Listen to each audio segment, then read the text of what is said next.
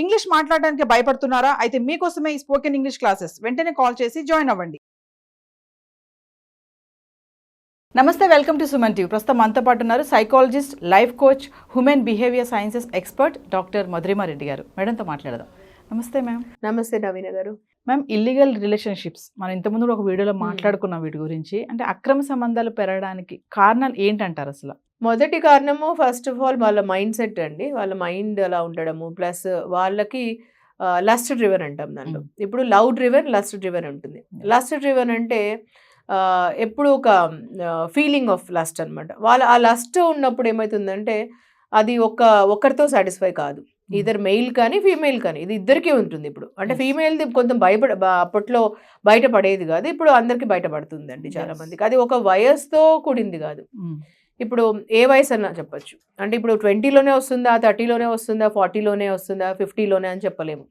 ఒక వయసు లిమిట్ ఉండదు, అది ఏ వయసులో ఉన్నా. అంటే ఇది ఒకరితో సాటిస్ఫై కాదు. ఇప్పుడు ఒకరిలో నీకు ఒకటి నచ్చచ్చు, ఒకరిలో నీకు ఒకటి నచ్చకపోవచ్చు అనేది ఉండదు. లస్ట్ డ్రివెన్ వాళ్ళకు ఇప్పుడు ఇక్కడ ఆగదు, ఇంక వాండర్ అవుతుంటుంది మైండ్. అది వాండర్ అవుతున్నప్పుడు అఫైర్ పెట్టుకుందామని అనుకుంటారు వాళ్ళు. ఎప్పుడు దొరుకుతారా అని అఫైర్ పెట్టుకుందామని అనుకుంటారు, మగవాళ్ళైనా ఆడవాళ్ళైనా. ఇది ఒక దగ్గర ఆగదు, ఇంక ఇది మైండ్ తిరుగుతూనే ఉంటుంది. అందుకనే అన్నాను కదా, అది మైండ్ అని. మైండ్ అనమాట, ఇది గేమ్. మైండ్ గేమింగ్ వెళ్తూ ఉంటుంది మైండ్. ఇంకా మైండ్ నుంచి శరీరం. ఇంకా ఎప్పుడు ఎవరైనా ఇలా కనిపిస్తారా, మనకి ఎవరు అట్రాక్ట్ అవుతారా, ఇట్లా ఉంటుంది అనమాట. జస్ట్ ఒక శరీర వాంఛలాగా అనమాట. ఓన్లీ ఇది it's only for physical need లాగా, ఫిజికల్ అట్రాక్షన్ లాగా ఉంటుంది. మీరు అన్నారు ఇందాక అట్రాక్షన్, అది it's just lust driven. Lust అంటే ఓన్లీ ఫర్ కొన్ని క్షణాలు, కొంచెం టైం. అదేం ఒక ప్రేమతో కూడింది కాదు, ఒక అండర్స్టాండింగ్ తో కూడింది కాదు, ఆ మెచ్యూరిటీతో కూడింది కాదు. ఓన్లీ కొన్ని క్షణాలు అయిన ఫిజికల్ నీడ్ అంతే. అది లస్ట్ డ్రివెన్ అంతే, ఓన్లీ ఏ లస్ట్ డ్రివెన్. సో దానివల్ల ఫస్ట్ ఏర్పడే రిలేషన్షిప్ దానిలో. సో దాని తర్వాత ఇల్లీగల్ అఫైర్స్ దాంతో వస్తుంది. ఫస్ట్ రీజన్ అది ఇల్లీగల్ అఫైర్స్ వచ్చేది. అప్పుడు హస్బెండ్ వైఫ్లో ఫస్ట్ అది స్టార్ట్ అవుతుంది. ఇంకా మిగతా రోజు కూడా ఇల్లీగల్ అఫైర్స్ వచ్చేది దీనివల్ల first. Second, too many desires, too many కోరికల వల్ల కూడా. ఇంట్లో ఒక భార్య ఉంటే కూడా వాళ్ళకి భార్యతో ఫస్ట్ లీగలీ మనము చాలా మంది అండి పెళ్లి చేసుకుంటారు ఒక ఏజ్లో, మేబీ 20sలోనే ఏదో ఒక రీజన్లో పెళ్లి చేసుకుంటారు. వాళ్ళు పెళ్లి చేసుకుంటారు, పిల్లల్ని కంటారు. పిల్లలు కనిన తర్వాత కొన్ని సంవత్సరాల తర్వాత మళ్ళీ ఒక అఫైర్ పెట్టుకుంటారు బయట. సో మెన్ కావచ్చు, ఉమెన్ కావచ్చు. కొన్నిసార్లు భార్యకు తెలియకుండా పెట్టుకుంటారు, కొన్నిసార్లు తెలియకుండా నటిస్తుంటారు, కొన్నిసార్లు ఇలా ఏదో మేనేజ్ చేస్తారు. కొన్నిసార్లు భర్త చాలా సంపాదిస్తూ, చాలా గ్రేట్ పర్సనాలిటీ, చాలా అచీవ్ చేస్తూ అలా ఉంటే భార్యతో ఏదో మేనేజ్ చేస్తారు. సో వాళ్ళే అలా చేస్తారు, నాకు నేను కాదు, ఏమి సంబంధం లేదు అని. ఇలాంటివి అఫైర్లు పెట్టుకుని ఉంటారు. అంటే కొన్నిసార్లు అఫైర్లలో ఎలా ఉంటుందంటే అండి, ఫ్రెండ్స్ విత్ నీడ్స్ లాగా అఫైర్స్ పెట్టుకుంటారు. అంటే ఫ్రెండ్షిప్ విత్ నీడ్స్ లాగా, ఒకరొకరు నీడ్స్ కోసం అని అఫైర్లు పెట్టుకుంటే కొన్నిసార్లు భార్యకు ఇష్టమే ఉండొచ్చు, కొన్నిసార్లు ఓకే పెట్టుకొని లేండి, ఓకే బయట నేను అన్నిట్లో ఉండను కదా, సో అందుకని నీడ్స్ కోసం పెట్టుకున్నారేమో అనుకుంటారు వాళ్ళు.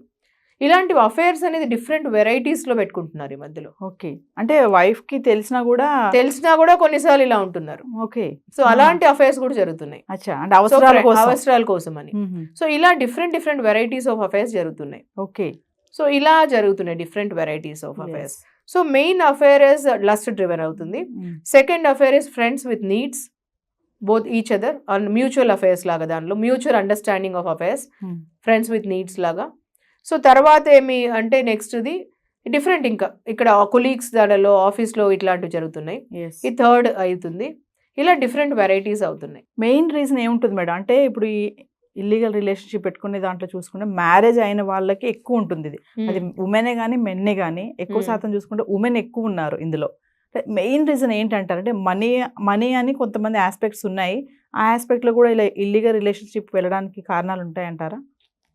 మనీ ఆస్పెక్ట్స్లో మనీ కూడా ఉండొచ్చు అండి. కొన్నిసార్లు ఫైనాన్షియల్ క్వాడ్రంట్ కూడా ఒక రీజన్ ఉంటుంది. కొంతమందికి ఫైనాన్షియల్ లిటరసీ లేకపోవడము, కొంతమందికి ఫైనాన్షియలీ నాకు ఇలా ఉంది కదా ప్రాబ్లము, అందుకని ఒకరితో కనెక్ట్ పెట్టుకోవడం. ఫైనాన్షియలీ వెల్ ఆఫ్ ఉండేవాళ్ళు మేబీ ఫీమేల్ ఉండొచ్చు ఆర్ మెయిల్ ఉండొచ్చు.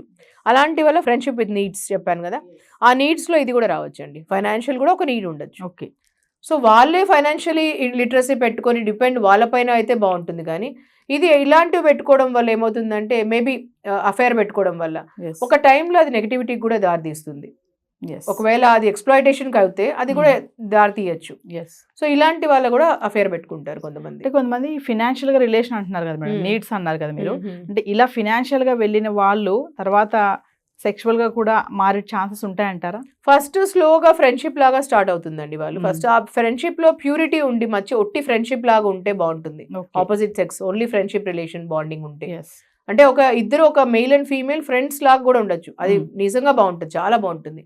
అది ఒక బౌండరీస్ పెట్టుకొని ఆ ఫ్రెండ్షిప్ ఉంటే ఇది అద్భుతంగా ఉంటుంది వాళ్ళకి.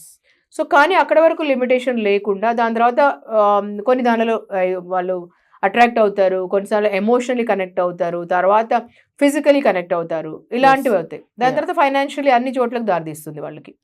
సో ఇలా కూడా కావడానికి అవుతుంది. సో వాళ్ళకి already if they are married already, ఒకవేళ men are married already, so they cannot marry her. ఇప్పుడు ఆవిడకి మ్యారీ చేసుకోలేరు కదా, మెన్ ఆల్రెడీ మ్యారీ అయి ఉన్నప్పుడు వాళ్ళకి they just want to have her as a normal physical relationship మాత్రమే పెట్టుకోవాలనుకుంటారు. ఎందుకంటే వాళ్ళకు ఫ్యామిలీ ఆల్రెడీ ఉంది, they are happy with family.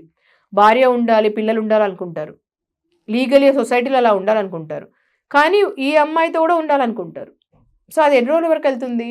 First start చేసినప్పుడు ఈ అమ్మాయికి బాగానే ఉంటుందండి. తర్వాత ఈ అమ్మాయికి ఏమనిపిస్తుంది, నన్ను కూడా పెళ్లి చేసుకుంటే బాగుంటుంది అనిపిస్తుంది. అక్కడ ప్రాబ్లం వస్తుంది. మ్యారేజ్ అనేటప్పుడు ఎగ్జాక్ట్లీ అక్కడ నుంచి ప్రాబ్లం వస్తుంది ఈ అమ్మాయికి. సో ఈ అమ్మాయికి అప్పుడు ఇష్టం ఉండదు, అంటే రిలేషన్ ఇలానే ఉండాలనుకుంటారు వాళ్ళు. Exactly marriage. సో ఇది క్లారిటీ ఫస్ట్ నుంచి పెట్టుకుంటే బాగుంటుంది. ఎక్స్పెక్టేషన్స్ ఫస్ట్ నుంచే పెట్టుకుంటే, నాకు మ్యారేజ్ కావాలి, ఇంపార్టెంట్ నాకు మ్యారేజ్ అని అనిపించి ఫస్టే క్లారిటీ ఇస్తే బాగుంటుంది. ఆ ఫస్టే ఆ బౌండరీస్ డ్రా చేసుకుంటే బాగుంటుంది. లేదంటే చాలా మంది గిల్ట్ ఫీల్ అయిపోయి తర్వాత ఆ గిల్ట్ నుంచే లోన్లీనెస్ వస్తుంది, డిప్రెషన్ వస్తుంది, అవి ప్రాబ్లమ్స్ అవుతాయి. కానీ మెన్ తొందరగా మూవ్ ఆన్ అవుతారు. వాళ్ళకి ఈజీ అండి, ఎందుకంటే వాళ్ళకి ఆల్రెడీ క్లారిటీ ఉంటుంది, నా భార్య ఉంది, నా పిల్లలు ఉన్నారు.